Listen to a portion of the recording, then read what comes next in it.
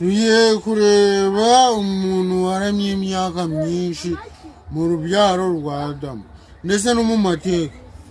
Uwo muntu wamaze imyaka myinshi ku isi y'Uwiteka bamwita Metusela. Uwo Metusela yabyawe na Henoki.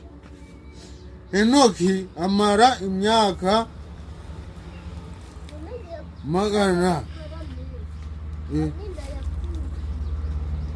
Henoki yamaze imyaka 360 ahita abyara Metusela, aza yiga abana bose no mu rubyaro n'abuzukuru ba Adamu. Metusela yamaze imyaka 969.